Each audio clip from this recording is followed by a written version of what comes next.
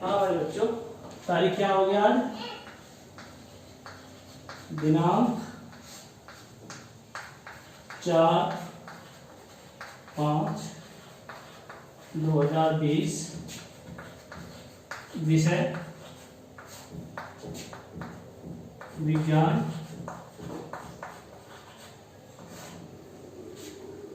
कक्षा 8। पाठ हमारा चल रहा था तीसरा। क्या पाठ था? खनिज एवं धातु। तीसरा जो पाठ था आपका वो खनिज एवं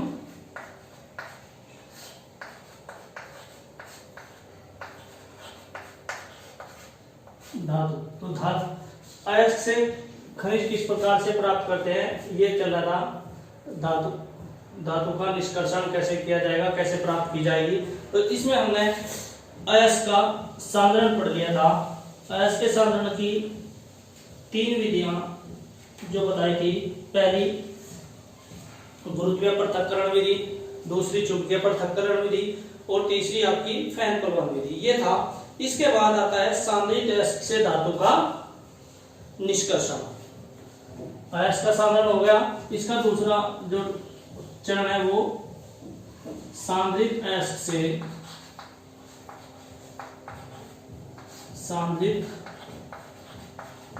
से धातु का निष्कर्षण। सांद्रित अयस्क से धातु का निष्कर्षण कैसे करते हैं? इसमें सबसे पहले क्या करते हैं हम? निस्तापन। निस्तापन में क्या होता है, या निस्तापन क्या होता है? निस्तापन क्या होता है? निस्तापन अयस्क को वायु की अनुपस्थिति में उसके गलनांक से नीचे गर्म करने को हम निस्तापन कहते हैं। इसमें क्या होता है, जो अयस्क होता है वो धातु ऑक्साइड में बदल जाता है। तो इस क्रिया को आपको निस्तापन कहते हैं।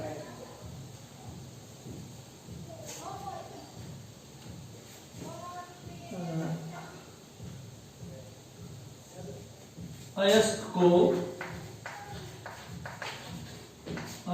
को यहां से परिभाषा लिख लीजिएगा, ये निस्तापन की अपनी कॉपी में।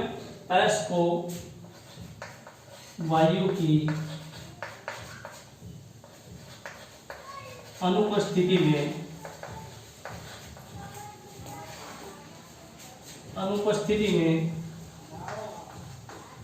उसके गलनांक से नीचे गर्म करने पर धातु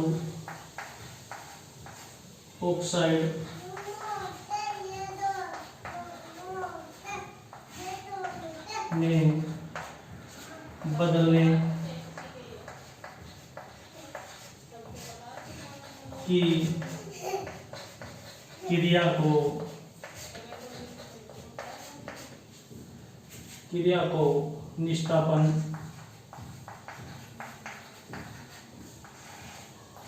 कहते हैं। अयस्क को वायु की अनुपस्थिति में उसके गलनांक से नीचे गर्म करने पर धातु ऑक्साइड में बदलने की क्रिया को निस्तापन कहते हैं। तो निस्तापन समझ आया? धातु का निष्कर्षण करने में पहला जो चरण है वो है निस्तापन। इसमें क्या होगा, जो अयस्क होगा वो धातु ऑक्साइड में बदल जाएगा। और जो जैसे आपका लेड कार्बोनेट है, लेड कार्बोनेट PbCO3 है लेड कार्बोनेट। इसको जब हम गर्म करेंगे तो ये PbO में बदल जाएगा, लेड ऑक्साइड में। और जो ये निकले CO2 गैस के रूप में बाहर निकल जाएगी, जिससे हमें कुछ शुद्ध रूप में अयस्क प्राप्त हो जाएगा। इसके बाद आपका है जो टॉपिक वो इसमें भर्जन। निष्ठापन के बाद कुछ एस्को का साधारण निष्ठापन द्वारा करते हैं और कुछ का भर्जन। भर्जन किसे कहते हैं? भर्जन की परिभाषा भी आप यहां से लिख दीजिएगा। भर्जन क्या होता है? भर्जन में अयस्को वायु की उपस्थिति में, निष्ठापन में क्या किया था? अयस्को वायु की अनुपस्थिति में गर्म किया था, लेकिन भर्जन में अयस्को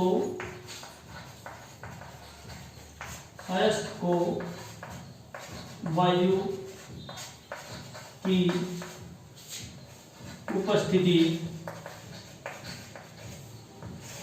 उपस्थिति में उसके गलनांक क्या होता है? वो तापमान, वो तापक्रम, वो टेम्परेचर जिस पर कोई वस्तु पिघलने लगती है, वो ताप उस वस्तु का गलनांक कहलाता है। तो हमें अयस्क को उस ताप से नीचे गर्म करना है जिस पर वो पिघले ना, उससे नीचे नीचे का ताप रखना है। उपस्थिति में गलनांक, उसके गलनांक से कम ताप पर गर्म, उसके गलनांक से कम ताप पर गर्म करके ऑक्साइड में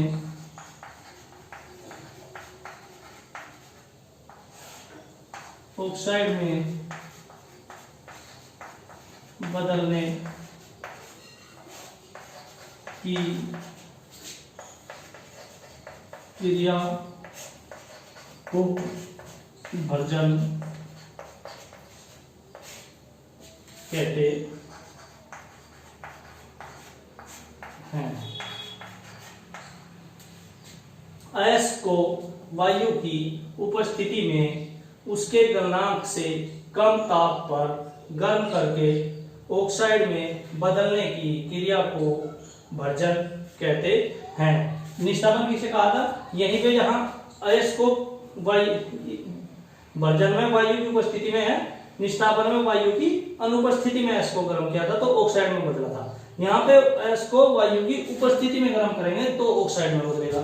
जैसे आपका कॉपर सल्फाइड है Cu2S, इसको ऑक्सीजन की उपस्थिति में गर्म कीजिए, गर्म कर दिया। ये जब जहां पे समीकरण पे ये त्रिभुज का चिन्ह बना हो तो इसका मतलब पदार्थ को गर्म किया गया। ये किसमें बदल जाएगा? आपका कॉपर ऑक्साइड में बदल जाएगा, CuO और सल्फर डाइऑक्साइड के रूप में गैस बाहर निकल जाएगी। ठीक है, S जो ये सल्फर है ये ऑक्सीजन के साथ मिलकर सल्फर डाइऑक्साइड बना के सल्फर बाहर निकल जाएगी। तो ये हुआ आपका भर्जन। इसके बाद है परगलन। ये सब परिभाषा जरूर लिख दीजिएगा कॉपी में।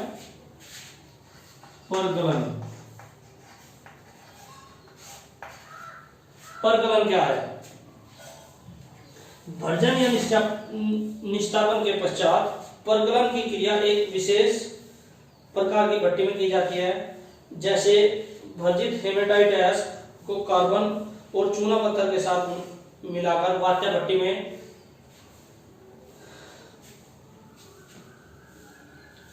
परगलन करने पर विभिन्न क्रियाओं के पश्चात कच्चा लोहा प्राप्त होता है। परगलन की क्रिया में अगलनीय अशुद्धियों को गलनीय बनाकर दूर किया जाता है। जो अगलनीय अशुद्धियां मिली होती है उनको परगलन में गला करके दूर किया जाता है। इसके बाद इसमें आएगा आपका धातु का शोधन।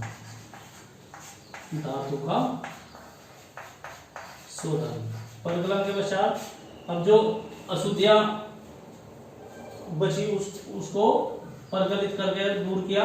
इसके बाद आएगा धातु का शोधन। धातु को शुद्ध रूप में प्राप्त करने का। अयस्क से प्राप्त अशुद्ध धातु का शोधन किया जाता है। परगलन से प्राप्त धातु में अनेक अशुद्धियां मिली होती है। अशुद्धि युक्त कुछ धातुओं को विद्युत अपघटन विधि द्वारा शुद्ध किया जाता है। विद्युत अपघटन किस प्रकार से किया जाता है? एक बड़े टैंक में शोधित किए जाने वाले धातु के लवण के विलयन लेते हैं। जिस अयस्क का शोधन किया जाना है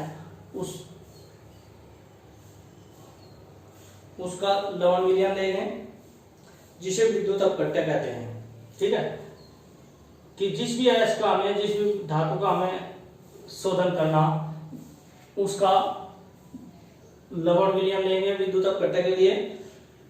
अशुद्ध धातु की छड़ को एनोड के रूप में, जो अशुद्ध धातु होगी, जो धातु के विलयन में जो या अयस्क में जो अशुद्धि है जिस भी धातु की है, तो उसको हम एनोड के रूप में लेंगे और शुद्ध धातु की छड़ को कैथोड के रूप में प्रयोग में करते हैं और उन्हें विलयन के अनुसार विलयन में डुबोते हैं। अब क्या होगा, दोनों छड़ों को तार द्वारा बैटरी से जोड़ देंगे।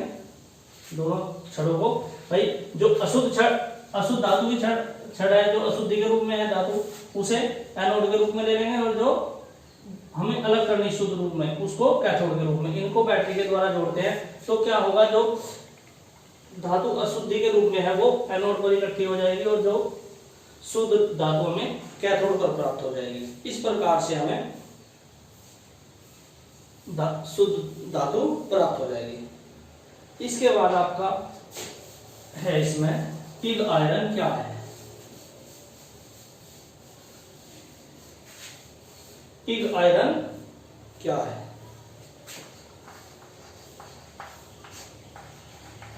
पिग आयरन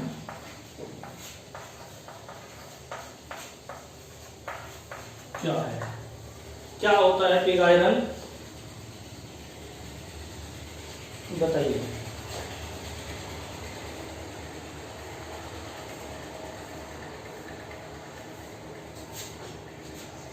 वात्या भट्टी से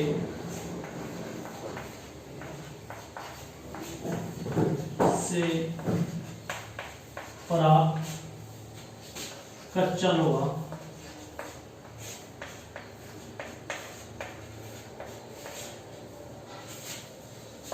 पिग आयरन।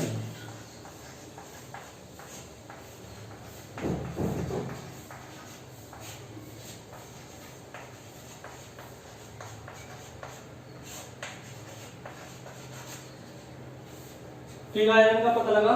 वात्या भट्टी से जो हमें कच्चा लोहा प्राप्त होता है उसे पिग आयरन कहते हैं। इसे हम कच्चा लोहा या ढलवा, यानी वात्या भट्टी से जो प्राप्त होता है लोहा, यहाँ से आप इसे कच्चा भी काट सकते हैं। वात्या भट्टी से प्राप्त लोहा पिग आयरन, या इस प्रकार से पिग आयरन कच्चा लोहा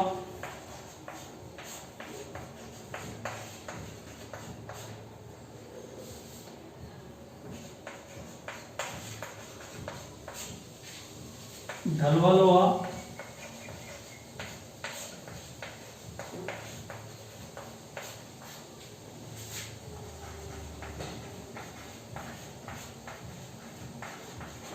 ठीक।